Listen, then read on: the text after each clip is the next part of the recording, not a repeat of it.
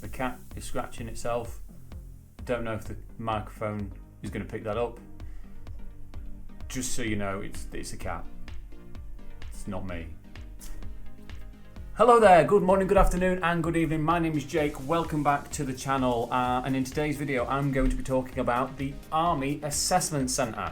Now this past week I attended my assessment centre, so the aim of today's video is just to explain in detail, I guess, my experiences when I was down there, and also let you guys know my plans going forward with regards to my future within the military. This is going to be broken into two parts, or rather two separate videos. The actual assessment centre itself, from point of arrival to leaving, and then in the second video I'm going to do like a tips video, a top tips, because there's things that I think would benefit somebody going to an assessment centre. You know, knowledge is power, and I think there is knowledge that I have, having been, to pass on to you, and hopefully it will you'll benefit from that knowledge, and it will stand you in good stead when your assessment centre date finally rolls round. But that is going to be in a separate video. So today's video is just about the assessment centre itself and my experience. So let's get into it. This is going to be a pretty long video, by the way, so if you want to go make yourself a brew, do so now. I feel like a bit of a newsreader. I've got a bit of paper here that I'm reading off, literally just bullet points. So, the assessment centre, the arrival. I did my assessment at Lichfield, so I believe the Army do their assessments at 3 separate locations. One being Lichfield, which is where I went. The second, somewhere up north, I believe it's in Scotland, Glencorse. And the third is down south, which is at Pirbright, which is actually a training regiment where you would conduct your phase 1 training, but it's also used as a facility to get potential candidates through the system. So I arrived at Lichfield and was collected with everybody else. We were then bussed to the camp from there. What I will say, as of today, I mean today is the 8th of September 2021, just for reference, and COVID restrictions have been almost lifted completely throughout the country. This is Great Britain, obviously, that I'm talking about. However, the assessment centre itself, which is just a small part on a larger camp, but that actual area, they were still very strict on COVID rules, so that means face masks at all times. So we had to put our face masks on. We got on a coach. We were bussed to the camp itself, and then we were then processed through the system, starting with all our administration. So you need to take identification documents. Okay. I don't think anybody forgot anything when I was there, which was good, but I have heard in the past, and watching other videos of people that have attended assessment centres, that people have turned up with little to no documentation whatsoever. That's a big red flag, all right, and you will just you won't go any further. It is that simple. Identification is really important. I can't stress that enough. So we sat in like a theatre area. I say it was just a room with like theatre seats, and we sat there, a big open room. We had some paperwork to fill out, like a disclosure form. I am giving our consent for the Army to do background checks on us and to use our ID essentially as part of those background checks. So we popped them into a white envelope, filled out the form on the front of the envelope, and then we handed them in to a member of the training team, who was in the military, by the way. Some a mix of civilian, and there was a mix of military personnel. And we was also, I should add, collected at the train station by somebody in full military uniform. So obviously they stood out like a sore thumb, and it was quite easy to spot them. When we was at the train station as well, you will notice that there are other candidates there, people in tracksuits, or shorts and t-shirts, sports kit, carrying big holdalls. All right, they do stand out. And some people, have actually approached me and asked me if I was there specifically for the Army assessment, and then you just kind of like get to know people from there, and people overhear your conversations, and before you know it, you're all stood in a big group anyway, and you're all talking. So that was the arrival. So once you've been processed and you've handed in all your admin paperwork, so your identification, your driving license, a passport, a birth certificate, your proof of address, etc., etc., etc., you will be given bibs. Simple. If you play sport, you'll know what a bib is. You use them in football, netball, whatever. And that bib, there's two bibs and two different colours, and they have numbers on them, the same number. In this instance, was number 24. That is how you will be known for the rest of the event, okay? You will not be called by your name, your first name, your last name. You will be known as a number. And for me, it was 24. So if I heard one of the training team shout 24, that was me. I knew that. So you will get issued that number. Remember that number. So you'll put two bibs on. It was a yellow bib for me and then a red bib on the top. But I did notice there were different coloured bibs in different bins for different intakes, for different candidates. But for our particular event, we all had red and yellow bibs. And say the yellow went on first and then the red went on over the top. So if I can remember rightly, the red bib that was on the top, you wore that if you needed to do your cognitive test or a technical selections test or a literacy and numeracy test, and once you'd completed that, you would then remove that bib. And the yellow bib was for your fitness tests. So once you'd completed everything, like medical wise, I'm going a little bit far ahead here, I will come back, don't worry. You would then go and do your fitness test, and then upon completion of your fitness test, you would then remove that yellow bib. That was the procedure that they had in place. All right, but like I say, regardless of what colour bibs you've got, both bibs will have the same number. Remember your number. The training team there as well. I'm kind of encroaching on my tips video here a little bit, but the training team there, they will speak to you, they will address you, and they will inform you how to address them correctly. So it's staff, basically, STAFF. You just refer to everybody as staff. You cannot go wrong. All right. So, but they will inform you of that when you actually arrive. So after all that had been done, it took about an hour and a half, all told. We were then walked across to the canteen, and we had an evening meal, just basic evening meal sort of stuff. You was given a bowl of soup, a main meal, and a dessert with a drink. That was it. You didn't have to pay for it. It was all part of the event. You were warned not to pick fizzy drinks or yogurts or chocolate bars or anything like that from the side, because they would have cost money. So you were kind of instructed and guided to what was free as part of your assessment. All right, and that was your evening meal. I think for us, they had roast chicken with some vegetables and some potatoes, and chili con carne with some rice. Basic menu. It was all right. It's not gourmet, but it's the army. So what do you expect? So after the evening meal, it got to about 7 o'clock.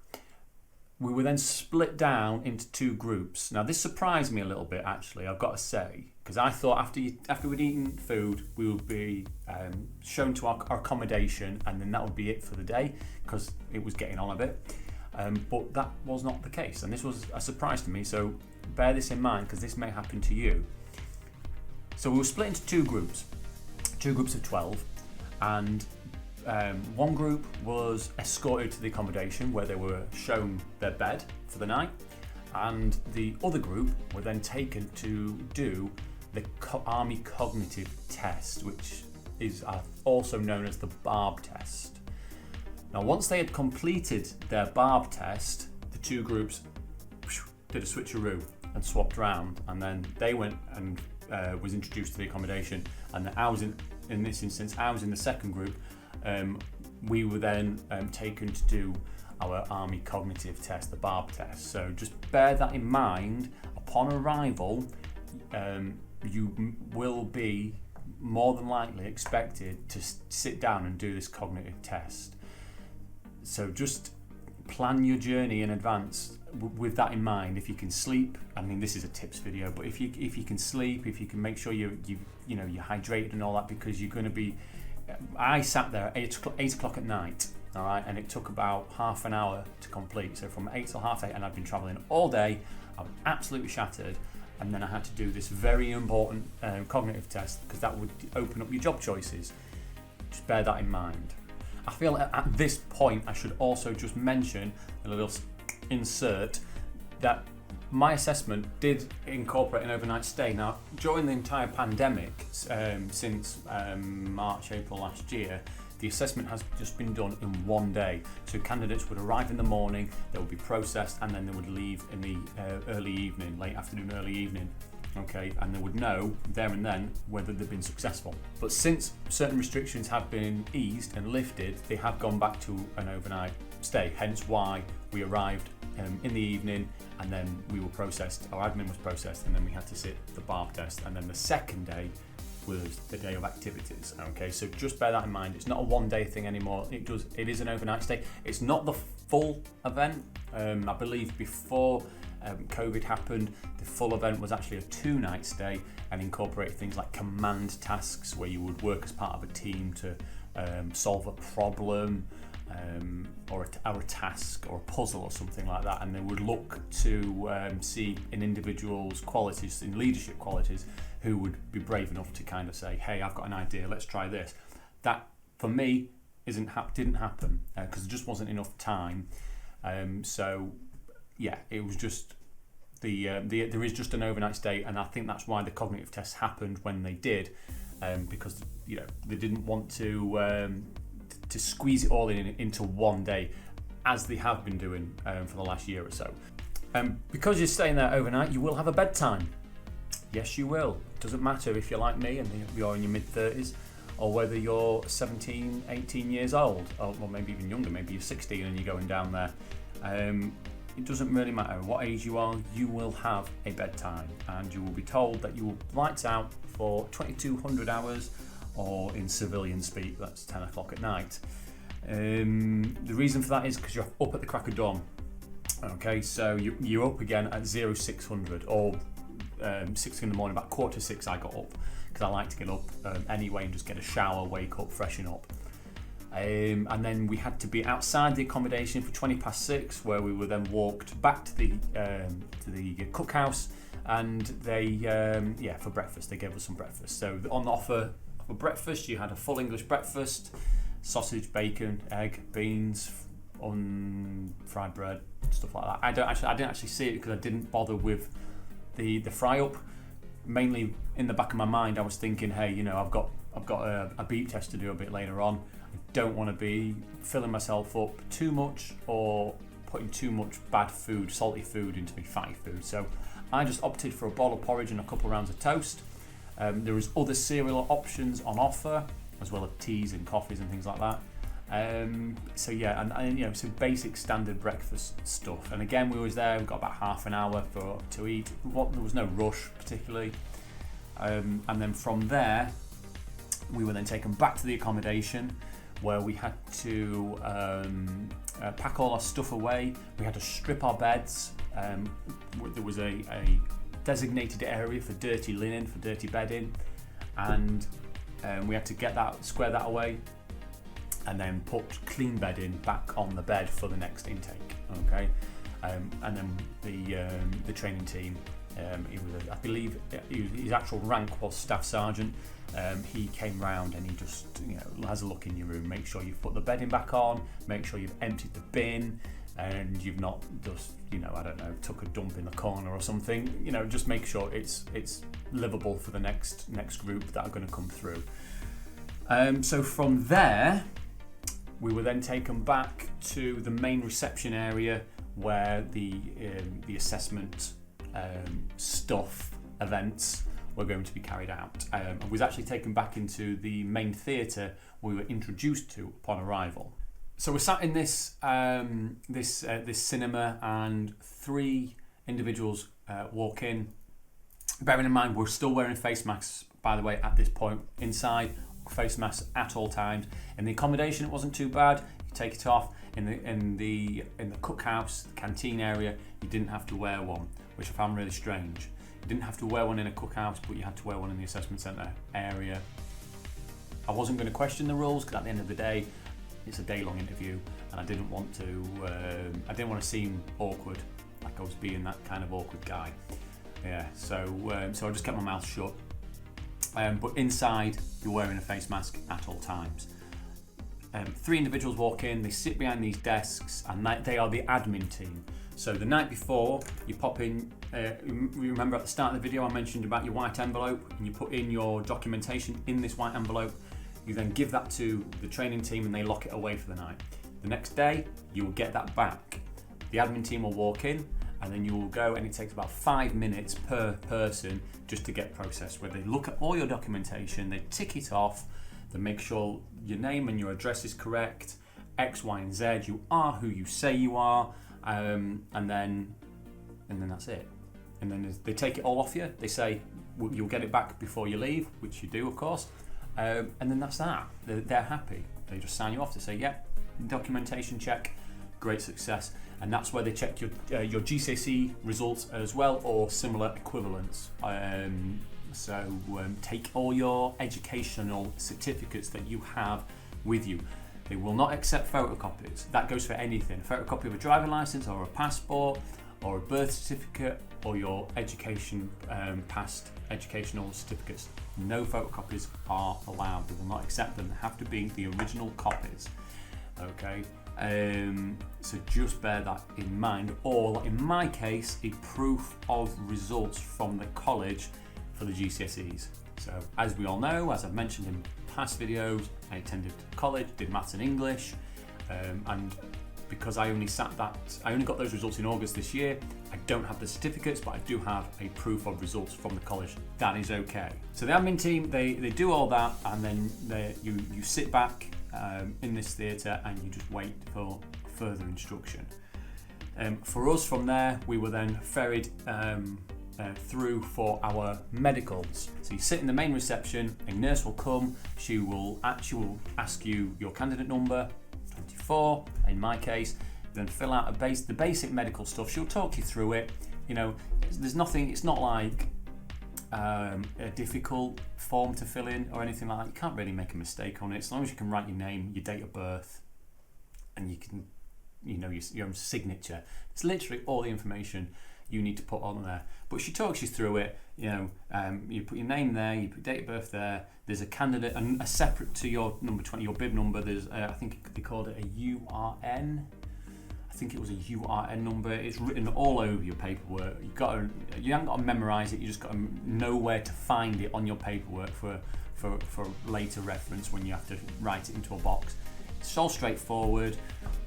You do that, and then once they're happy, they then take you through into like the main medical area. And in that main medical area, you will undergo a series of tests. So you will have a hearing test. I'm going to break these down into further detail after I've just kind of gone through them all. So you've got a hearing test, you'll have an eyesight test, you'll have a colourblind test. They'll check your BMI, which is your height and your weight, and they'll check it on the BMI body mass index. You will then have an Ecg scan where they put stuff on your heart and they make sure that your heart, is there and it's beating. And then after all of that, you will then go and see a doctor. And then from there, you will find out if the doctor is happy. They'll go through your entire medical history, and you'll have to answer some questions to the doctor, fill out a questionnaire, and then from there, the doctor will decide whether or not you are fit for duty. So it comes in no particular order, those particular tests. It's just whenever a nurse is available to put you through the system, that's when you will go and do it. For me, my first test was ECG, so I had to lay on a bed, take everything off from the top, off your top half. You lay on a bed, okay, take a watch off as well if you're wearing a watch, and they put a load of pads in and around your chest and heart, and I think they put some on your arms as well, and they just measure, I don't know the actual specifics of what it's doing, I just think it's looking at the beat of your heart, making sure there's no irregular heart patterns, heart murmurs and things like that.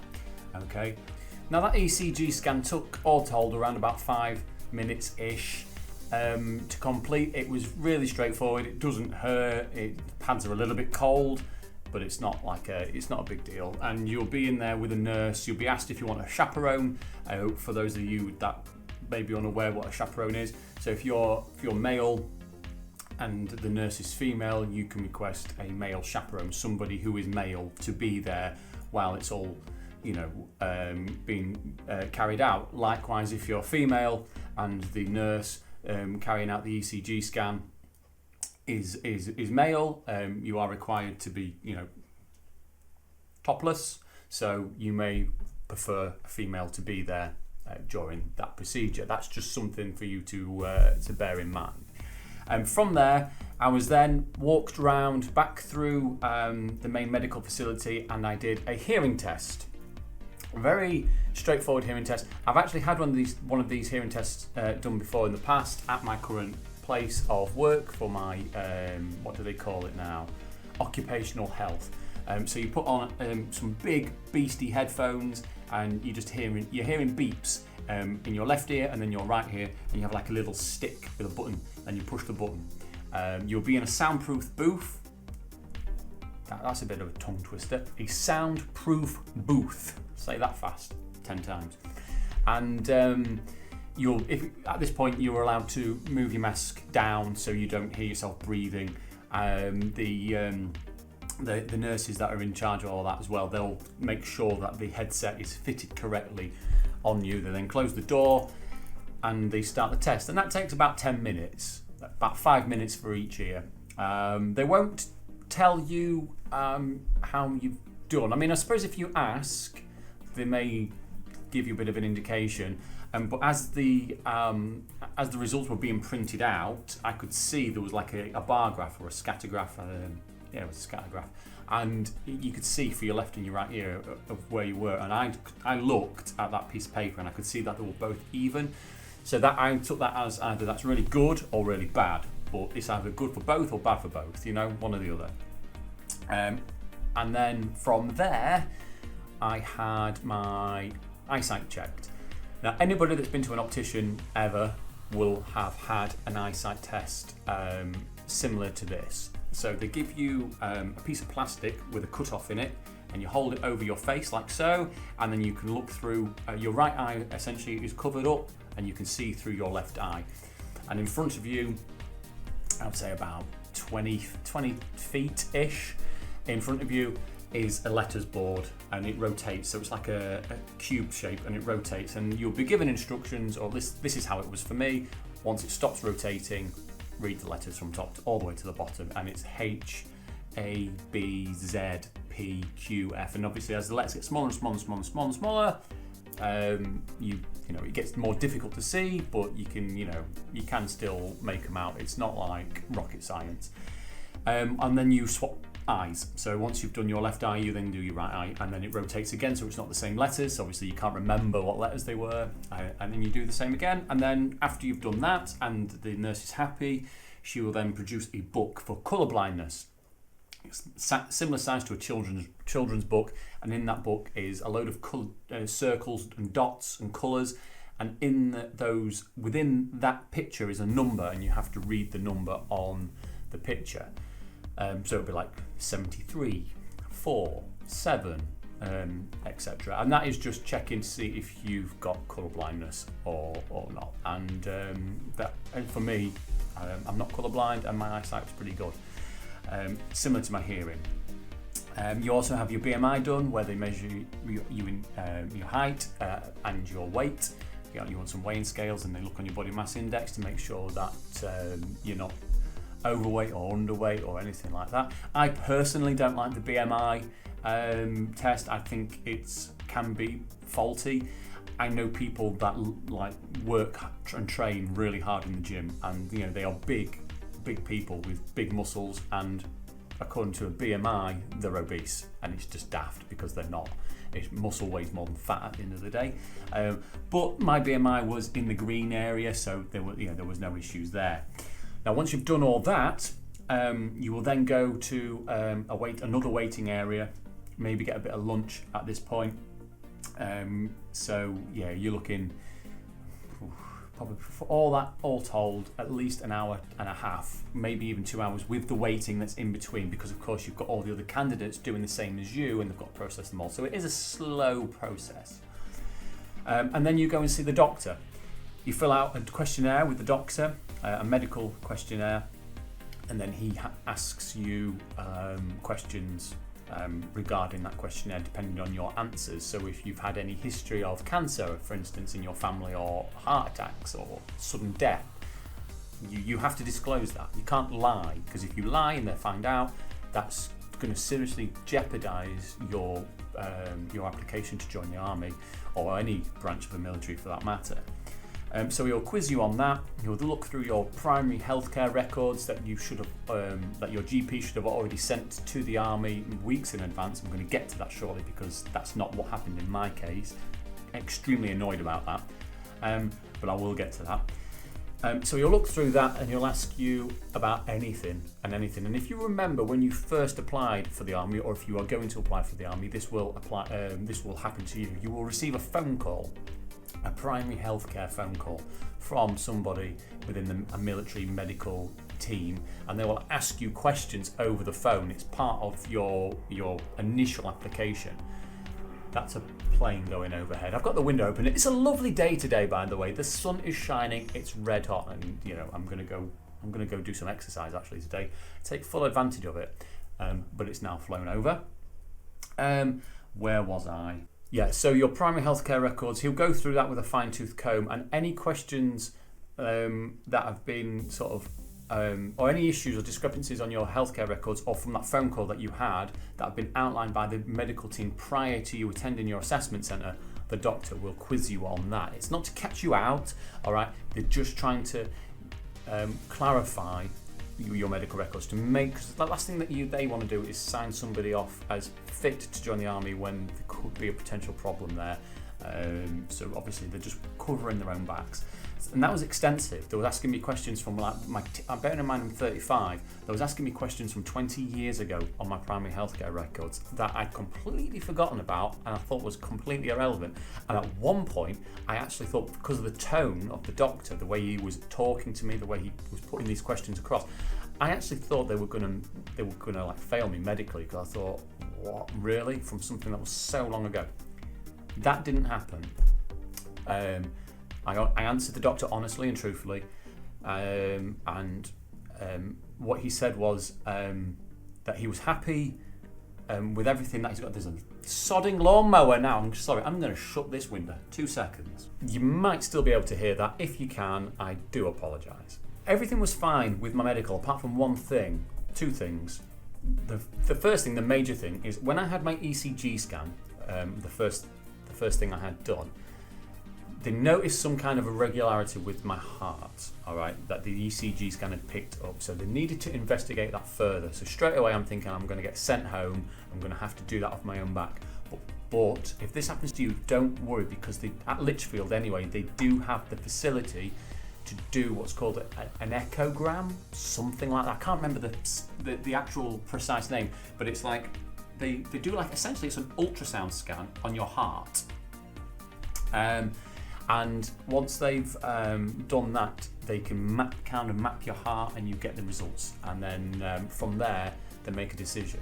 Now, fortunately for me, that came back as all okay. There was no need for further investigation, and the doctor, having looked at the results of that scan, that took a long time. That was like 2 hours. The scan itself wasn't 2 hours. The scan itself was about 20 minutes, but waiting for them results, it was all told, it was about 2 hours. It was a long time.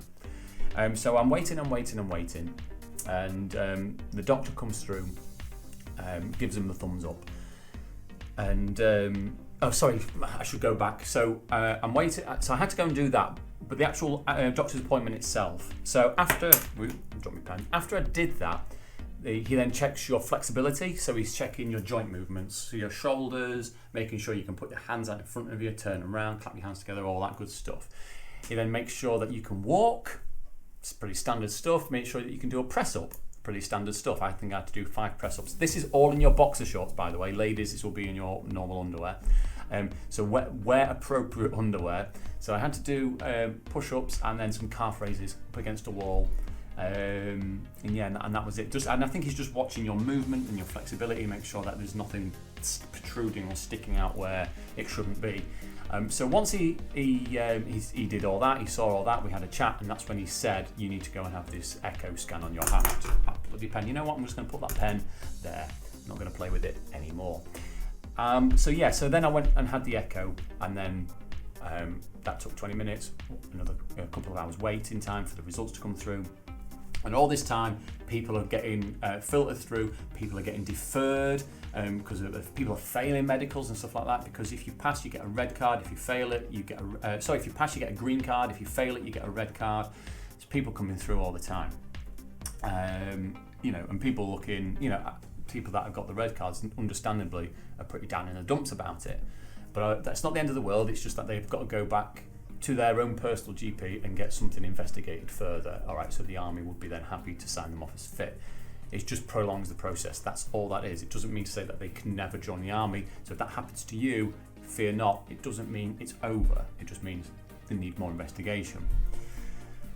So then, the second point with my medical was my primary healthcare records that my general practice should have sent to the army weeks ago, but they didn't.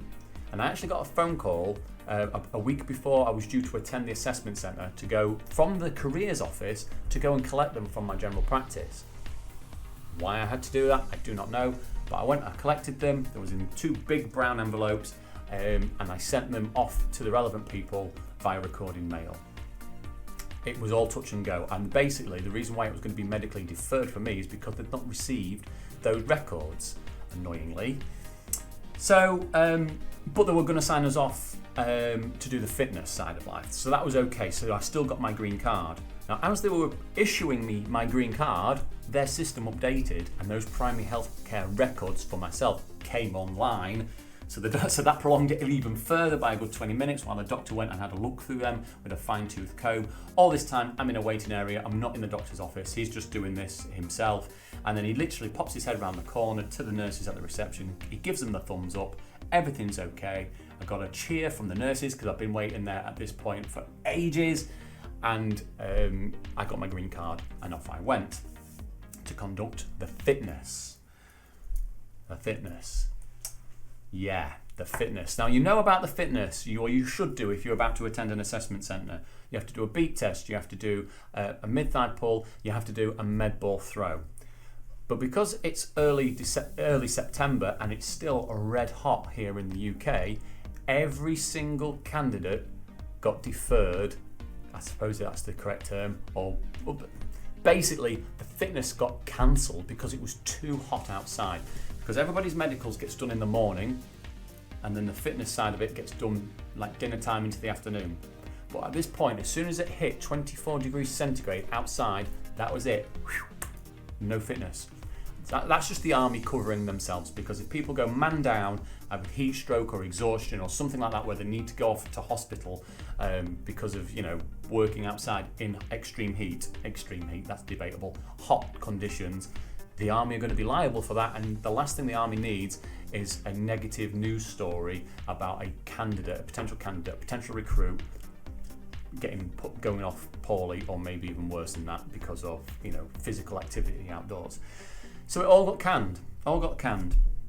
Really annoyed at that, but it is what it is. So I need to still I need to go back to an assessment centre and complete my beat test, mid-thigh pull, and med ball throw. Now I've been on the phone today actually to my candidate support manager, and they're looking hopefully of getting me booked it back in 2 weeks from now, real close to my home, so I'm not having to go all the way down to Lichfield again, because there is a TA centre close to me where I can go and do that. So that is good news. That's a relief. It's because travelling all the way down to there from where I am is a long journey. And the last thing I wanted to do was have to do all that all over again. So fortunately for me, I can't say if this will happen for you. I mean, for you, you may do the beep test and everything there and then on the day. But if that does happen because of the weather and you have to go back at a later time, you might get lucky. You might go somewhere closer to home. You might not. You might have to go all the way back down there again. I can't say for certain, but for me, unfortunately, I am going closer to home. So after your fitness, you would have then gone on and had an interview. Okay, you would have removed your yellow bib at this point, and you would have gone and had an interview. Now, normally, I would imagine it would be done in smart clothing or a suit, but because of the situation, and they are still abiding by certain COVID rules, and it hasn't gone back to how it was, we were instructed just to be in our sports kit. But we didn't do the beep test, but we still had to do the interview. So basically the rest of the day still followed on as it should, minus fitness tests. So I sat around for another 20 minutes or something. That's my watch beeping. For another 20 minutes or so. And and then I was called through for an interview. Again, everybody that works there, including the interviewer, you call them staff, or you call. I called the lady. I was interviewed by a lady. She was in civilian clothing. She wasn't in military attire. I just called her Mom, just to pay like the correct compliment as she was the interviewer. Or if it was a man, Sir. So it was Sir or Mom. But they wouldn't have minded if you called them staff. Same with the nursing team. You can call them staff or doctor, Sir, Mom, whatever. But as long as you're not calling them mate or fella, or anything along those lines, darling, you'll be all right. So I was escorted through, taking all my. At this point, I've got all my kit with me, so all my bags and things, because I've been and collected them from the accommodation at this point. You put them outside the interviewer's room. You walk in, you sit down, and you are interviewed on your application, and you review, and your entire assessment is then reviewed. They have it all in front of them on paper, and that's where you find out your test scores or whether or not they are going to recommend you for enlistment. So it starts off. The first question I was asked is, why do you want to join the army? So make sure you have answers to these questions pre-prepared. The second question I was asked is about home life, how my family and close family and relatives or whatnot, how they feel about the application, and do I have that support? Again, make sure you are honest and truthful with that, and also about any financial implications that might occur from joining the army. Like for myself, I will be taking a pay cut of nearly 50%, at least for the first 6 months anyway, until you get the pay rise after 26 weeks of service. But I've taken that into consideration, and although it will be tight, it won't be impossible. So I explained that to her, and she was happy with that. Do apologise, ladies and gentlemen, just had to quickly give the old GoPro some juice. Ran out of battery on me mid-conversation or mid-sentence there. So yeah, hence why the sun is now shining on my arm when previously it wasn't, as about an hour has elapsed. This video's taken longer than I anticipated. But as I was saying, you will then be quizzed after those basic questions on the Army's core values, sea drills. I'm not going to go into those in depth. You will be notified via email of what those are. You'll probably get a booklet from your candidate support manager via the careers office, just so you can revise those, learn those, and understand what they are. But it is in the mnemonic sea drills. There's also the standards and the values of the Army as well. That's broken down into another mnemonic. Again, not going to touch on them. In fact, I might do a separate video on that, just for those of you that are interested in knowing what they are and want to revise them, okay? And then maybe break them down even further. But she asked me on those. She then asked me about my desired trade and CAT badge. So, of course, for me, I want to go Royal Engineers within one of their technician roles, ideally plumbing or electrician. She asked me what I know about my basic training, how long it will be, what I will be expected to do, and what I will learn. So you need to know that. She'll ask about phase 2 training, which comes after basic training. So with regards, each CAT badge or corps, if you like, is different. But for the Royal Engineers, you have to do a combat engineering course, which is about 9 weeks. We learn about like bridge building, demolitions, mine clearance, that sort of stuff. And then another plane. I think there is a flight path, to be fair, just out there. That's annoying. So yeah, so then there's the second part of phase 2 for Royal Engineers, if you like, where you learn your trade. Anywhere between half a year and a full year, well, about a third of a year and a full year's worth of training, depending on what trade you decide you want to choose. I use plumbing as an example. That's 32 weeks at Chatham in Kent, and then that's your training essentially done and dusted before you go to the field army, and your additional progression like career or trade training after that comes, I believe, with on-the-job experience and through promotions, etc. X, Y, and Z. So after you quizzed on those, like I said, it is a straightforward interview. They're not trying to catch you out. They're just making sure that you've done your homework and you're actually bothered about learning a little bit of what you're going to be doing. And I think anybody that's already sat there in that seat being interviewed should already have a good understanding of exactly what it is they're going and letting themselves in for.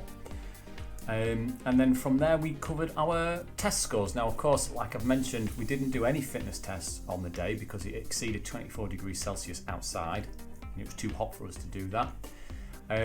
So that's going to be done at a later date.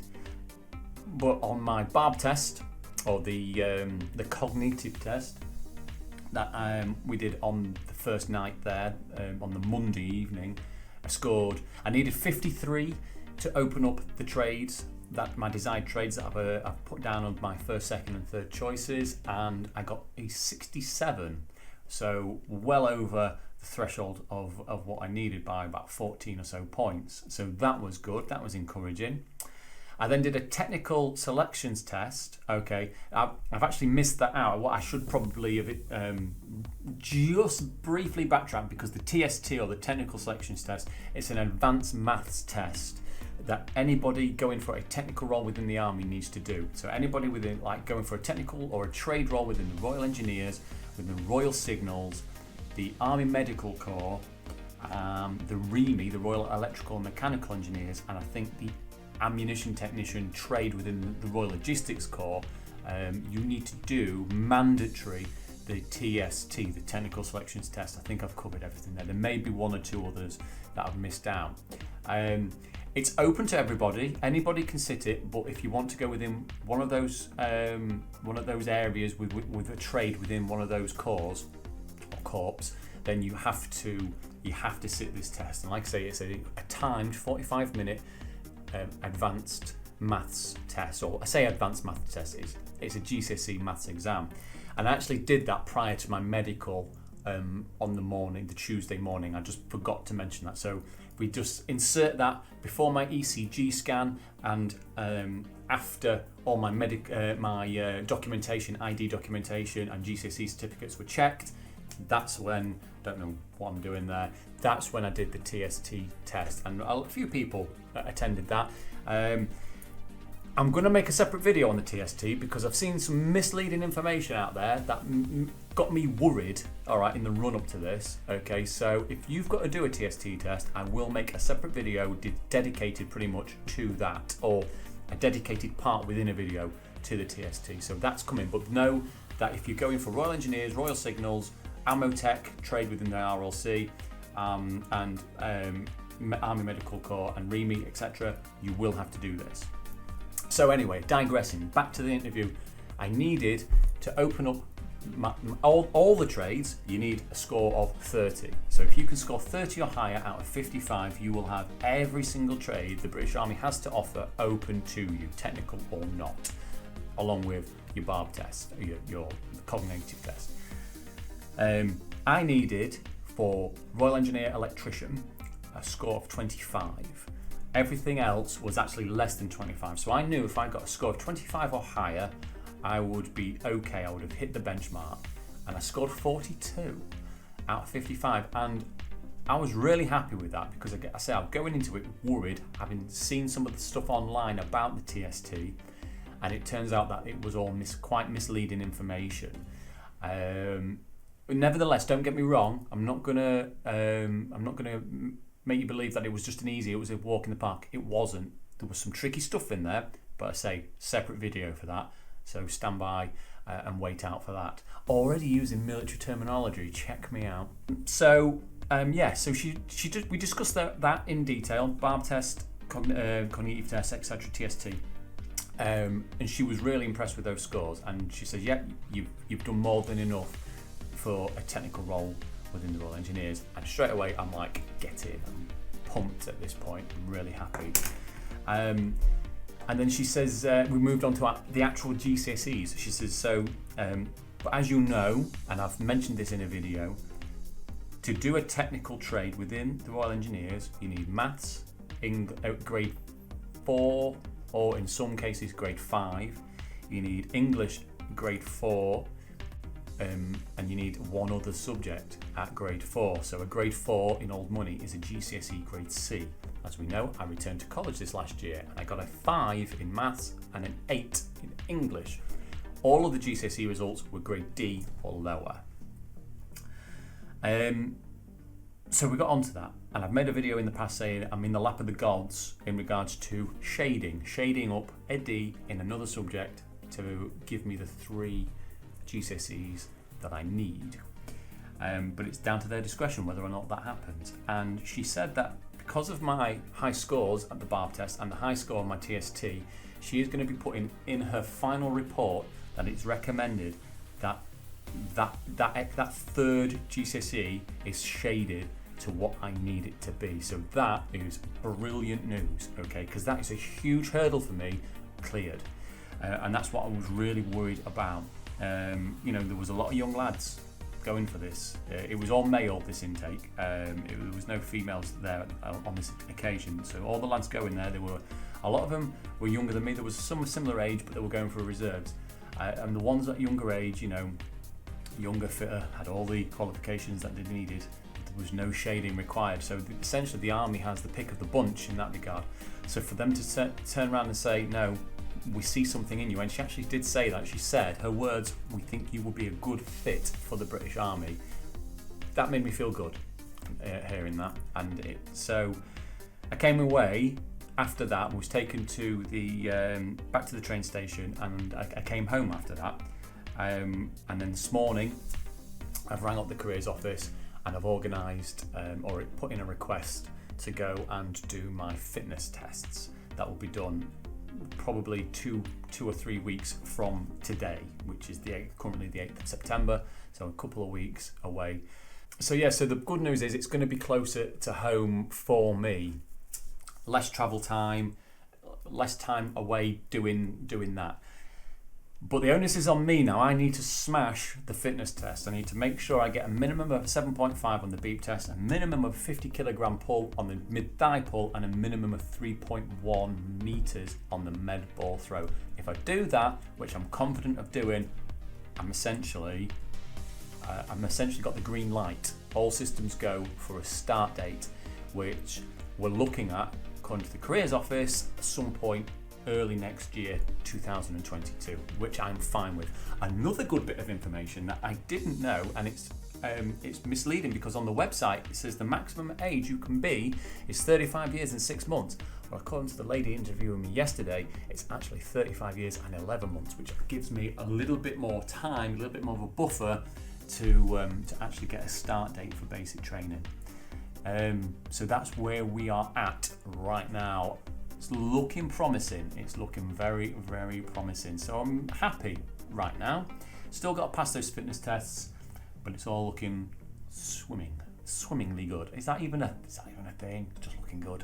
So yes, that's where we're at. I think I've covered pretty much everything that you can expect in the medical examination.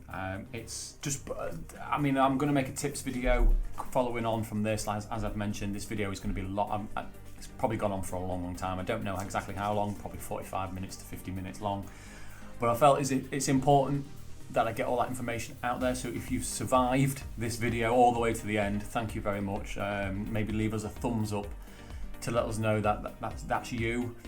Leave us a comment as well if you've got any questions about the assessment centre that I may not have covered in today's video. Then put them in the comments, and what I'll look at doing is I'll include those questions in some way, shape or form in the follow-up video to this, where I'm going to offer some tips for a potential candidate going down to the assessment centre. If I don't address it in the comments as a reply, I almost certainly will address it verbally on camera. So yeah, so by all means, drop your comments down below. That's pretty much all I've got for this video. Thank you very much for watching. If you've not subscribed to the channel already and you want to continue watching my journey to becoming a soldier in the British Army, then subscribe to the channel. Like I say, I'll be making a video in a couple of weeks, no doubt, regarding the fitness side of life and everything, and how that's progressing. And there's going to be a couple of videos in between anyway. Like I say, follow-up video, and I'm going to probably, I don't know whether to make a TST, to technical selections video, incorporated into the follow-up video or make that separate. I'm going to decide that a little bit later on. But right now, it's dinner time. I'm starving. Thanks as always for watching. Goodbye.